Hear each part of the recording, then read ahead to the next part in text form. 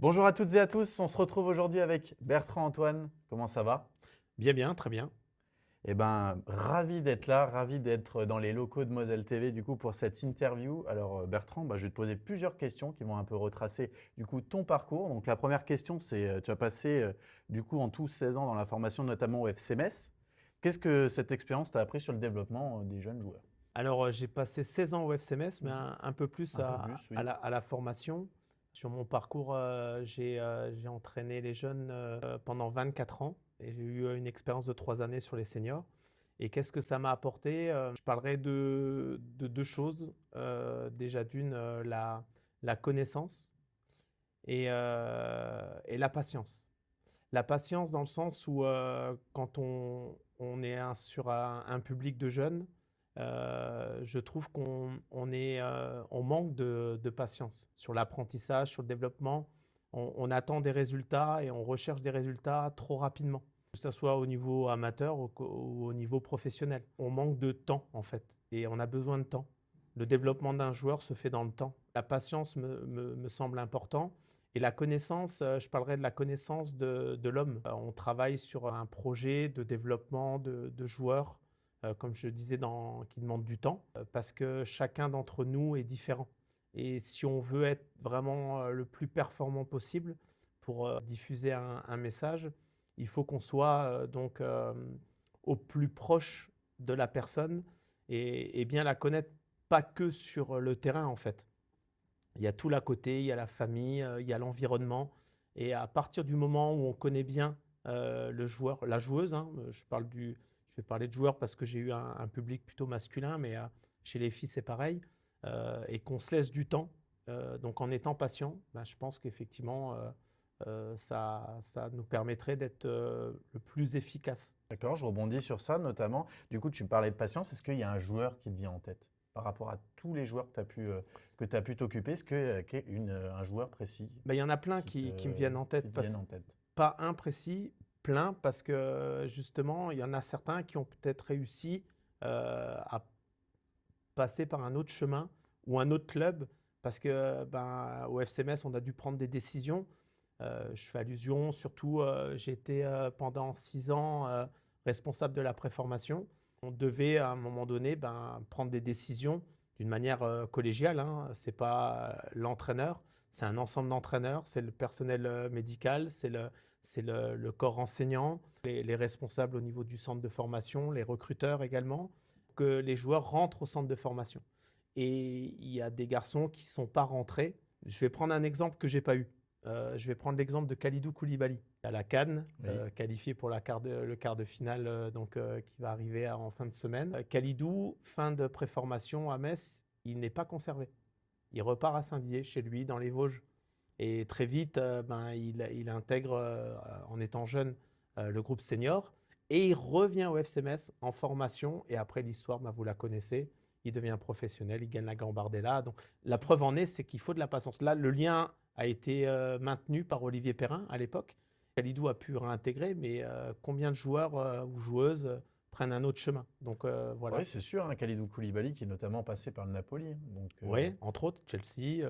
c'est Il ça. y a quand même une grande carrière. Effectivement, on peut se rendre compte que là, il y a eu au moins un suivi parce que il manquait peut-être certaines choses à un moment donné, d'avoir cette capacité à être patient, bien connaître encore une fois, comme je vous disais, l'homme, parce que Khalidou, c'est quelqu'un d'adorable et avec des vraies valeurs humaines. Et s'il en est là aujourd'hui, ce n'est pas le fruit du hasard. Selon toi, du coup, tu nous parlais de patience, mais qu'est-ce qui fait vraiment la différence entre un joueur prometteur et celui qui franchira le cap, du coup, pour être professionnel? Là, je parlerai de l'aspect mental. Pour moi, l'endurance mentale est la clé de la réussite. Pourquoi? Parce que pour les joueurs qui rentrent dans des structures professionnelles, chaque année, ils sont remis en question parce qu'il y a un recrutement qui s'opère, une grosse et une forte concurrence. Mhm. Et il faut être costaud et bien ancré. L'environnement est très très important.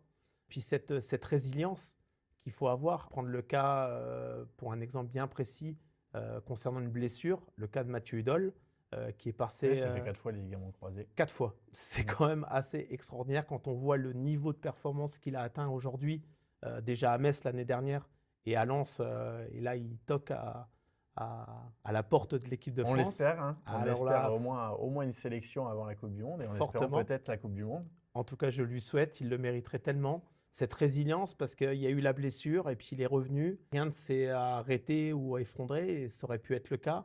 Et puis une deuxième fois, une troisième fois, une quatrième fois, bon, ça reste du domaine de l'inimaginable. Donc, forte résilience. Et là, si vous n'êtes pas costaud dans la tête et dans l'entourage, parce que l'entourage est très, très important. L'entourage, c'est la famille proche.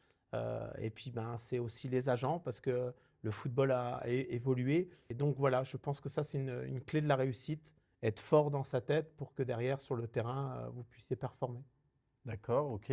Et justement, Mathieu Hudol, je voulais revenir sur son cas. Il n'y a pas longtemps, il y a eu le trophée du meilleur comeback qui a été attribué à Paul Pogba. Qu'est-ce que tu en penses? Que Mathieu aurait pu mériter ce trophée? Bien sûr, il aurait pu, parce qu'il a fait un comeback plusieurs fois, c'est même pas un, lui. Donc, Il en a fait 4. et voilà, donc bon, maintenant, alors peut-être qu'à ce moment-là, c'était pas le cas, parce que Mathieu, ça fait quand même quelques années qu'il est plus embêté par cette blessure-là qui a été à répétition. Et puis là, on est dans un autre cas de figure. Donc, effectivement, Mathieu aurait pu postuler pour ce trophée-là.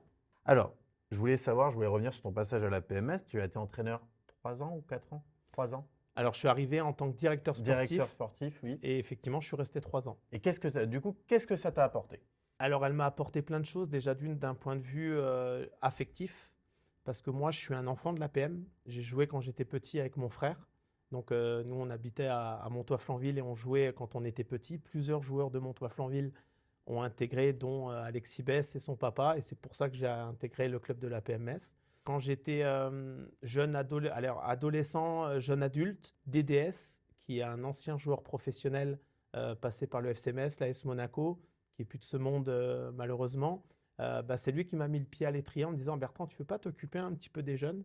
C'était en 96, donc j'avais 20 ans. Je dois à l'APM en fait plein de choses. Donc le fait de revenir et d'avoir cette opportunité que m'a laissé le président actuel, Damien Panel, était une aubaine pour moi. Donc je suis arrivé dans un club qui avait bien changé et bien évolué, déjà en termes de lieu, parce que la PMS avant était de l'autre côté de la piscine Lothaire. Ils sont arrivés sur le début des années 2000 sur les installations du RCMS. J'ai découvert un club que je connaissais forcément très très bien, que je continue à suivre étant donné que c'est un club partenaire du FCMS dans le cadre du FCMS Moselle. Et un club qui avait bien changé, bien grandi, bien structuré. L'idée, en fait, c'était de continuer de franchir des caps. Franchir des caps sur les jeunes, parce que le travail était formidable des éducateurs. Donc, il y a un vrai travail aussi qui a été fait, continuer tout simplement sur l'encadrement. Avec la formation, on a formé des BMF, des BEF. De mémoire, sur ces 3 années, c'est 7 d'entre eux. Et qui étaient donc éducateurs et qui sont encore éducateurs au club. Tu peux nous citer quelques noms? Oui, je vais parler d'Alexandre Martreuil qui va jouer un 32e de Gambardella avec les U18, qui était mon adjoint l'année dernière. Face à Auxerre? La Auxerre. Il y a eu Hugo Stavikowski, Pierre Portanova, Pierre Machado, Brian Mélis qui est arrivé en tant que joueur et qui a basculé en tant qu'éducateur, Mika Remringer qui s'occupe des U17 depuis l'année dernière. Entre autres, voilà, pour ne citer que. Ça, c'est une vraie force qu'a la PMS.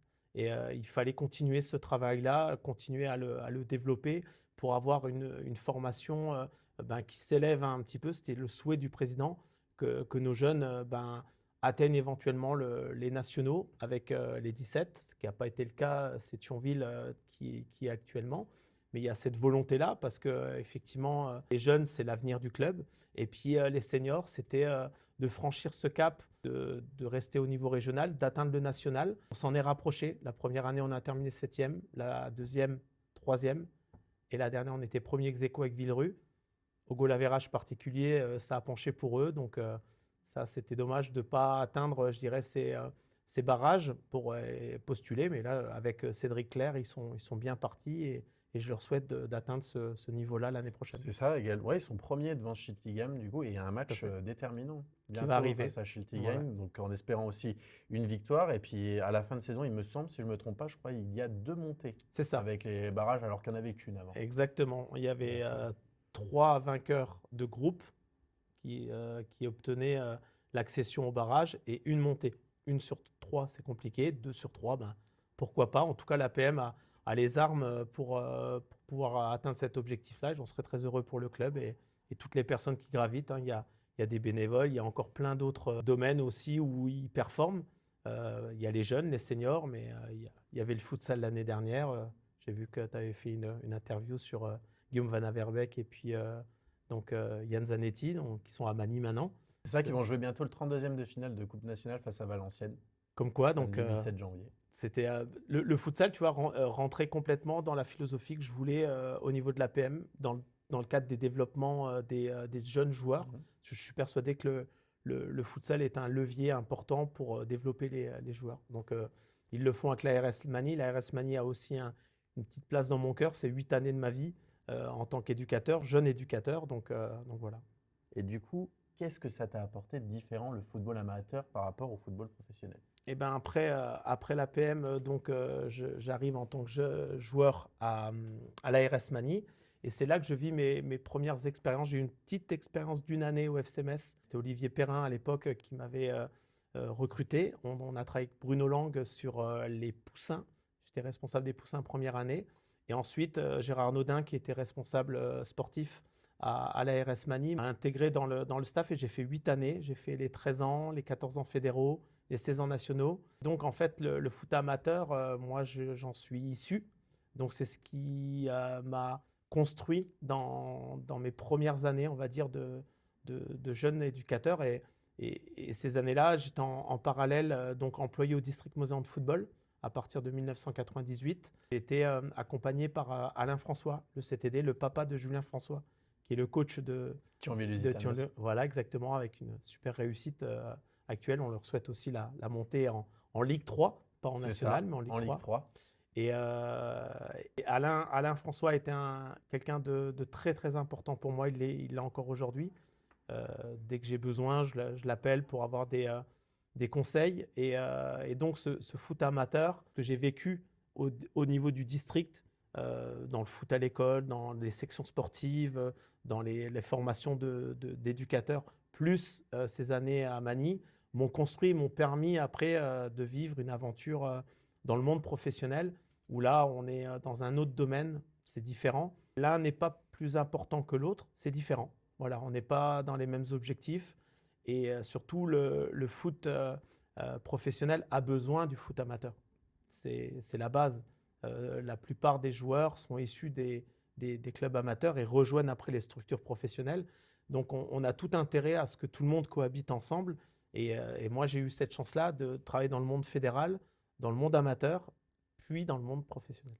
Bah, je rebondis sur ce que tu as dit, je suis absolument d'accord. Et moi, en tant que enseignant d'EPS dans mon métier principal, les sections sportives, tu dis que c'était important. C'est quoi comme plus-value que ça apporte justement pour cette formation des jeunes joueurs? Les différentes sections sportives qui sont en train d'être de plus en plus nombreuses, surtout nous à Metz, mais en général en France. Ouais, ça fait partie de la politique fédérale que mène la direction technique nationale et qui est après déclinée au niveau des ligues, au niveau des districts.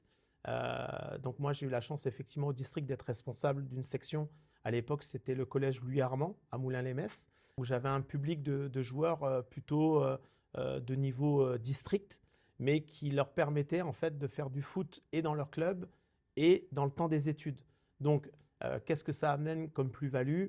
Ça amène une plus-value dans le sens où si vous avez 2 entraînements en club et que vous complétez avec deux entraînements en section sportive, ça amène à 4 séances. Quand vous êtes en U13, U14, U15, ben forcément, c'est comme tout dans la vie, plus vous travaillez, ben plus vous avez de chances de progresser.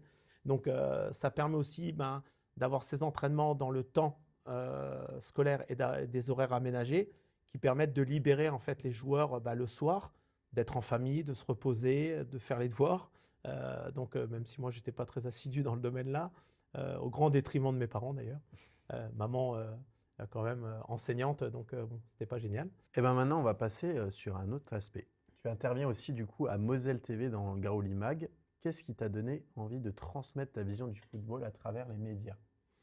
Déjà, une chance, c'est qu'on me sollicite dans ce sens-là. Donc un grand merci encore une fois à Aymeric qui pilote le Graouli Mag et puis à Jonathan aussi, Vaucher qui avait pu glisser mon nom à Emmerich. Et qu'est-ce qui m'a donné envie bah, c'était un bon complément. J'étais encore à l'APM à cette époque-là. Et puis d'amener un regard. Et pour moi, c'était un exercice différent d'analyser les matchs. Les matchs, je les analysais en direct quand je pilotais ou alors bah, par rapport aux matchs que je pouvais suivre chez les jeunes et puis après dans les discussions qu'on pouvait avoir avec les éducateurs pour continuer à s'améliorer, à être meilleur, tant les éducateurs que les joueurs. Et là, c'est un exercice différent parce que vous analysez donc des matchs. Et l'idée, en fait, c'est de me dire, le téléspectateur a un avis. On a tous un avis sur le football. On a tous un avis sur le FC Metz parce que le Graouli Mag, on suit l'actualité du FC Metz. Et c'est d'amener en fait un œil technico-tactique avec le passé que je peux avoir. Alors, humblement, hein, moi je ne détiens pas la vérité, mais peut-être faire comprendre qu'il y a des choses qu'on ne maîtrise pas, puis surtout qu'on puisse avoir un regard qui permet de nourrir en fait le téléspectateur et qui après reste maître de son regard à lui et d'avoir son avis. Voilà, c'est ça ce qui m'intéressait pour rejoindre cette équipe et l'équipe d'Emeric. Et puis en plus, il y a tout un ensemble de consultants qui sont aussi journalistes. Et donc, c'est ce qui fait la richesse, en fait, le partage, les regards, avec respect. On n'est pas forcément tous d'accord. Et puis, le FC Metz, je le connais bien de l'intérieur. Donc, c'est aussi à un moment donné être respectueux des gens qui font des choix qu'on ne comprend peut-être pas parfois, mais il y a tout un ensemble de paramètres qu'il faut prendre en compte. Et puis après, quand on a le cœur grenat, et moi je l'ai, forcément, on n'est peut-être pas lucide tout le temps sur ce qu'on pense et ce qu'on ressent. Donc voilà un peu l'idée et pourquoi j'ai rejoint cette équipe-là. Ok, d'accord. Et justement aussi, je voulais revenir sur quelque chose qui te tient certainement à cœur. C'est ta chronique, du coup, le BA-BA. Donc BA-BA, Bertrand Antoine. Quel aspect du football aimerais-tu, du coup, que le grand public, comprenne mieux et que tu nous expliques? Ben, l'idée de cette chronique, donc c'était une idée d'Emeric, c'était de pouvoir mettre en lumière le monde amateur, parce qu'on met en relief le FC Metz, le monde professionnel. Et en l'occurrence, comme j'étais à la PMS, ben, c'était assez simple pour moi. On a fait une chronique sur Louis Stebler, qui est un ancien pensionnaire du FC Metz, mais qui, malheureusement, on parlait des blessures. Lui a fait un croisé et il est revenu à l'APM parce qu'il était issu de l'APM avant. Donc, ça avait du sens en fait pour moi. Et puis, Sami Kelly aussi, qui a eu un parcours au FC Metz dans sa formation, qui est devenu joueur professionnel, qui a joué en Belgique. Et l'idée, c'était de montrer un petit peu leur regard qu'ils avaient, eux, par rapport au monde amateur, par rapport au monde pro, de par leur histoire. C'est montrer aussi l'envers du décor de ce qu'ils ont pu vivre et puis le faire découvrir aux téléspectateurs. Donc, l'année dernière, c'était par rapport à l'APM parce que j'étais dans ce club-là. Mais pourquoi pas aussi continuer. Ça, c'est des pistes de réflexion avec Emeric sur le football d'une manière locale, mais toujours le monde amateur. Voilà, parce que, comme je le disais tout à l'heure, le monde professionnel a obligatoirement besoin du football amateur. Et plus le football amateur sera fort, plus notre FC Metz sera fort. Voilà, il y a un vrai ancrage local. Il y a plein de joueurs qui sont issus par le passé de notre région. Et là, les derniers en date, Mathieu Hudol, Gauthier Hein, qui est notre capitaine de l'équipe première. Gauthier, c'est Thionville. Mathieu, c'est Marly. Voilà, donc je sais très bien que le public mosellan, lorrain, voudrait qu'il y ait encore plus de Messins, de joueurs locaux. Et c'est pour ça que c'est important aussi de montrer comment que ça se passe pour que derrière, des clubs comme l'APM inspirent d'autres clubs. Il y en a plein d'autres qui font un travail formidable chez les jeunes et qui permettraient d'avoir un football mosellan plus fort pour une équipe professionnelle plus forte. D'accord. Et j'avais une question aussi à te poser. Est-ce que tu aurais prévu bientôt de réentraîner ou est-ce que tu souhaiterais entraîner bientôt une équipe? Avec grand plaisir. Pour l'instant, la pause n'est pas forcément une pause parce que j'ai plein d'activités, entre autres avec Moselle TV, parce que j'accompagne aussi Emeric en tant que consultant sur les matchs qui sont rediffusés après sur Moselle TV, étant donné que les droits sont pas ceux de Moselle TV. Donc voilà, ça c'est une belle expérience aussi. Je remercie Jérôme Bergerot, le directeur de la chaîne, de me laisser cette occasion parce que ça m'enrichit encore une fois. Et puis j'ai mes activités aussi à la Fédération française de football. En tant que formateur, j'ai intégré une équipe de formateurs au niveau du DES. Donc ça, c'est d'une grande richesse. Donc ça ne me laisse pas trop l'occasion de rien faire. Mais pourquoi pas entraîner? Je n'ai pas eu effectivement de contact. Est-ce que tu as un niveau que tu souhaiterais? Un niveau? Ouais, est-ce que plutôt tu voudrais aller vers de la régionale 1 à nouveau ou aller peut-être entraîner plutôt nationale 3 ou nationale 2 ou plus bas, régionale 2? Peu importe en fait, c'est le projet surtout qui est intéressant, le projet humain. Pour moi, ça c'est la priorité. C'est pour ça que j'avais accepté l'APM parce que le projet humain était fort et il me parlait. Et puis maintenant, effectivement, découvrir le national, pourquoi pas, en tant que coach. Mais les opportunités, elles se font rares et il y a des très bons coachs en place. Donc voilà, si un jour quelqu'un fait appel à moi, ben, j'écouterai la proposition et pourquoi pas, je m'interdis rien, je me ferme rien. Voilà, j'ai aussi des projets personnels, mais je t'en parlerai peut-être plus tard. Une dernière question que je voulais te poser, c'est avec tout ce que tu as vécu comme éducateur, manager, consultant, c'est quoi ton meilleur souvenir dans le foot? Si tu devais, je pense que tu dois en avoir plusieurs, mais si tu devais en citer peut-être un ou deux. Effectivement, j'en ai plein parce que c'est différents rôles, donc c'est forcément des contextes différents. Celui qui m'a le plus marqué, que je répète souvent quand on me le demande, c'est l'aventure que j'ai vécue avec le FC Metz. J'étais responsable des U17 ans nationaux à l'époque-là. C'était la génération 2001, 2001-2002. Et on était parti avec une équipe de spécial olympique. On avait représenté la France à Chicago. C'était en 2018. L'équipe de France venait d'être championne du monde en Russie. Et nous, on allait participer à une compétition avec des jeunes en situation de handicap mental. Et on a constitué une équipe, donc des athlètes, des partenaires. Les partenaires, c'était ceux du FC Metz.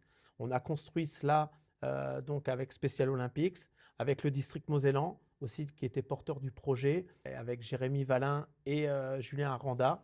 Julien Aranda a encore fait une opération avec le FC Metz, le district au Five à Metz. Et ça se perdure depuis des années.